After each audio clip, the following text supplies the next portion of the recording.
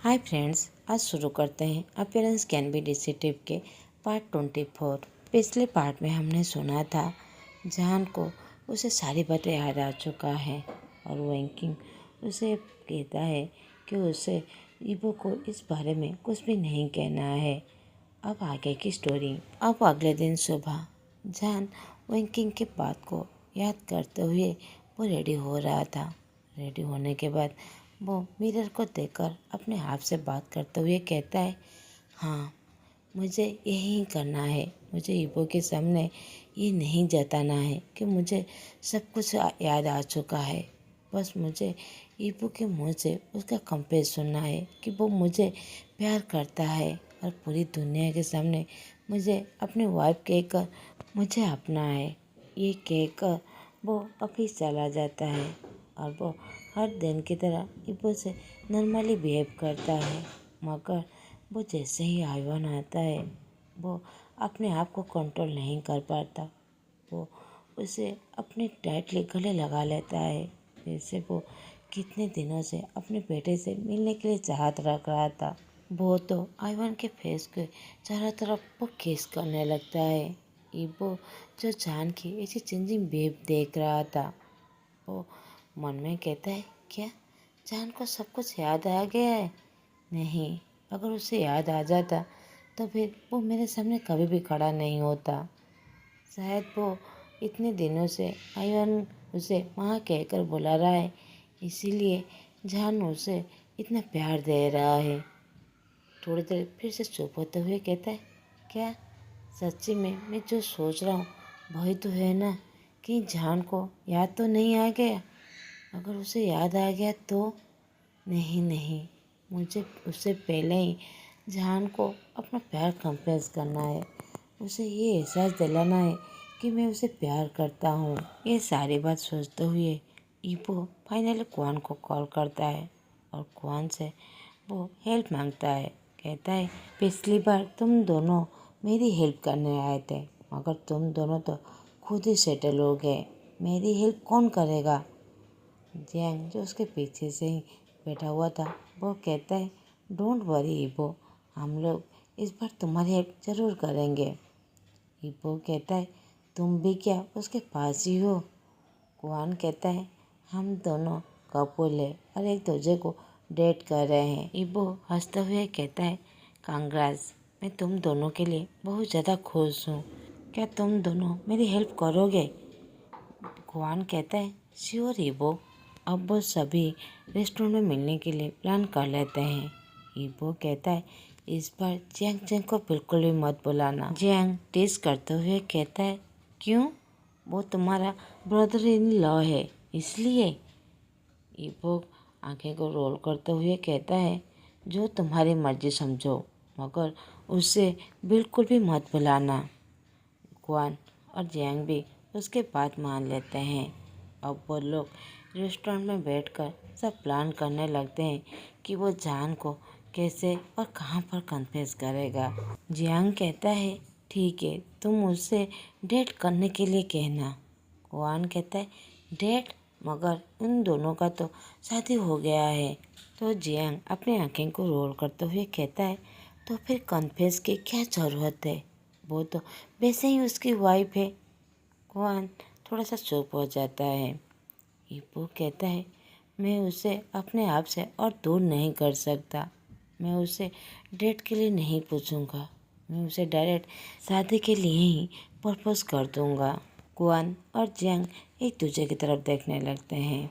Jiang कहता है, ईबो, अगर तुम पहले उसे शादी के लिए प्रपोज करोगे तो फिर उसे कैसे पता चलेगा कि तुम उसे प्यार करते हो? तुम तो उसे पहले शादी ही करने के लिए कह रहे हो। मेरा मानो तो तुम उसे पहले प्यार कन्फेस करो। अगर इस बात पर वो मान जाए फिर तुम बाद में उसे शादी के लिए प्रपोज कर सकते हो। क्वान भी जियांग की बात पर सपोर्ट करते हुए कहता है, ईबो, जियांग ठीक कह रहा है, तुम्हें पहले उसे प्यार कन्फेस करना चाहिए। ईबो फाइनली उन दोनों की बातों पर एग्री हो जाता है। वो नोट करते हुए कहता है, ठीक है, मगर मैं उसे किस तरह प्रपोज करूं? जियांग कहता है, तो फिर तुम बताओ जहान का फेवरेट प्लेस क्या है, हम उसी प्लेस पर ही सारा अरेंजमेंट करवा देंगे। ईबो कहता है मुझे पता नहीं। जियांग कहता है वो तुम्हारे पास 3 साल रहा, फिर भी तुम्हें ये पता नहीं चला कि उसका फेवरेट प्लेस कौन सा है। ईबो थोड़ी देर सोचने के बाद कहता है शायद जान को सिर्फ बीच पसंद है, पहले वो वहाँ पर ही जाया करता था। जियांग कहता है ठीक है, तो फिर हम लोग वहीं पर ही प्लानिंग करते हैं। ईबो जान का फेवरेट फूड क्या है। ईबो तो पूरी तरह शॉक हो जाता है क्योंकि उसे जान के बारे में कुछ भी तो नहीं पता है। जियांग कहता है ईबो मुझे लगता है तुम जान को कन्फेस करने से पहले ये छोटे मोटे चीज़ पहले तुम जान लो, उसके बाद ही ये सब कुछ प्लानिंग करना। ईबो कहता है क्या। कुआन कहता है हाँ, पहले तुम ये सब कुछ जान लो और मैं तुम्हें बस 1 हफ्ते का वक्त देता हूँ इस सब कुछ जानने के लिए। और धमकी देते हुए कहता है अगर तुम 1 हफ्ते के अंदर ये सब कुछ नहीं जान पाए तो फिर तुम जान को कन्फ्रेंस करने के बारे में भूल ही जाना। ईबो भी इस चैलेंज को एक्सेप्ट करते हुए कहता है 1 हफ्ता नहीं, बस 2 दिनों के अंदर जान के हर फेवरेट चीज़ के बारे में मैं जान लूँगा। जियांग कहता है ठीक है, मगर इस बारे में तुम जान से ही मत पूछ लेना। ईबो कहता है तो फिर किससे पूछूं, वो उसका क्या फेवरेट है उसे ही पता होगा ना, तो फिर उसे ही पूछूंगा। जियांग अपने सर पर हाथ मारते हुए कहता है जान ठीक ही कहता है, तुम 1 नंबर के गधे और बेवकूफ़ हो, तुम्हें प्यार के बारे में कुछ भी नहीं पता। ये कहकर कुआन और जियांग बड़ी जोर से हंसने लगते हैं। ईबो थोड़ा सा गुस्सा होते हुए कहता है तुम दोनों हंसना बंद करो, और ये बात बस जान ही कह सकता है और कोई नहीं, और तुम दोनों मेरा मजाक उड़ाना बंद करो। मुझे कुछ आइडिया दो कि मैं जान से कैसे उसकी फेवरेट चीज़ जान सकूं। कुआन अपने हंसी को रोकते हुए कहता है ईबो इस बात पर कोई आइडिया नहीं लगाया जा सकता, ये बात बस जान ही जाता है। हम जिसे प्यार करते हैं उसकी हर फेवरेट चीज़ और खुशियाँ और दुख, इस बारे में हम खुद ही जान लेते हैं। तुम जान से अगर प्यार करते हो तो फिर तुम 1 हफ्ते के अंदर इस सब कुछ जान ही लोगे। अब वो इस मिशन पर लग जाता है और उसने तो एक नोट ही बना लिया था कि जान को किस चीज़ पर वो खुश होता है और किस चीज़ से वो डरता है, और उसे कौन सी चीज़ बहुत सारा खुशियाँ देता है और उसकी कौन सी चीज़ बहुत ज़्यादा फेवरेट है, उसे खाने में क्या पसंद है क्या नहीं, वो ये सब कुछ तो एक डायरी ही मेंटेन कर लेता है। 1 हफ्ते बाद जब वो कुआन और जियांग से मिलता है, वो उन लोगों के सामने वो डायरी ही दे देता है, जिसे देखकर तो कुआन और जियांग वो तो हंसी से लोटपोट ही हो जाते हैं। ईबो गुस्सा होते हुए कहता है क्या हुआ, तुम दोनों इतना ज़्यादा हंस क्यों रहे हो। तुम दोनों जान के बारे में जो जो चीज़ जानना चाहते थे वो सब मैं लिख कर लाया हूँ, तो फिर तुम दोनों हंस क्यों रहे हो। कुआन अपनी हंसी को कंट्रोल करते हुए कहता है हमने बस ये जानना चाहते थे कि उसकी फेवरेट क्या है, तुमने तो उस पर पूरा नोबेल ही लेकर आ गए। अब ईबो को समझ आता है कि उसने क्या गलती कर दी, उसे थोड़ा सा एम्बेरस फील होता है, फिर भी कोल्ड फेस के साथ कहता है ठीक है, तुम लोग अब प्लानिंग करो कि उसे कहाँ पर प्रपोज करे और किस तरह। जियांग कहता है ये सब कुछ तो सिर्फ बीच पर ही होगा, साथ में उसकी फेवरेट प्लेस पर। कुआन कहता है ईबो हम सब कुछ रेडी कर लेंगे, तुम बस कल शाम को जान को लेकर वहाँ आ जाना। ईबो कहता है ठीक है, मगर मैं उसे क्या कहूँगा। जियांग अपने सर पर हाथ मारते हुए कहता है तुम इतना भी प्लान नहीं कर सकते, तुम्हें तो उसे प्रपोज भी नहीं करना चाहिए। ईबो क्यूट सा पाउट बनाने लगता है, जिसे देखकर कुआन और जियांग दोनों पूरी तरह शॉक हो जाते हैं कि कोल्ड पर्सन आज पहली बार उसके सामने ऐसा बिहेव कर रहा है।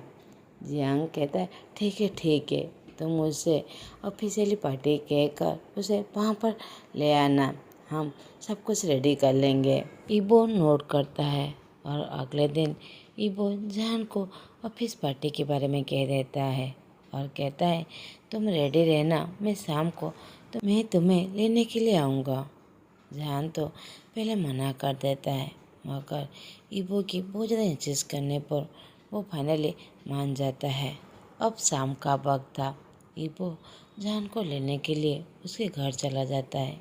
जियान जब रेडी होकर उसके सामने आता है, जियान जब बहुत ज़्यादा खूबसूरत दिख रहा था, वो बहुत ज़्यादा क्यूट दिख रहा था, जिसे देखकर ईबो बस देखते ही रह जाता है। ईबो जियान के लिए कार का डोर ओपन करता है। जियान मुस्कुराते हुए वो बैठ जाता है। ईबो भी ड्राइवर सीट पर बैठते हुए कहता है जियान तुम बहुत ज़्यादा खूबसूरत दिख रहे हो। जियान ईबो के मुंह से अपनी कॉम्प्लीमेंट सुनकर वो बहुत ज़्यादा खुश हो जाता है। ये उसकी लाइफ का पहली बार था जब ईबो ने उसे कोई कॉम्प्लीमेंट दिया था। जियान कहता है तुम हमेशा की तरह बहुत ज़्यादा हैंडसम दिख रहे हो। ईबो जियान की तरफ देखकर एक बड़ी सी स्माइल देता है। अब ईबो कार ड्राइव करने लगते हैं। वो पूरे रास्ते बहुत ज़्यादा नर्वस था। जियान जो ईबो के इसी चेंजिंग बिहेवियर को नोटिस कर लेता है, उसे पता है ईबो बहुत ज़्यादा कॉन्फिडेंट है। वो कोई भी ऑफिशियल काम के लिए वो कभी भी नर्वस नहीं होता।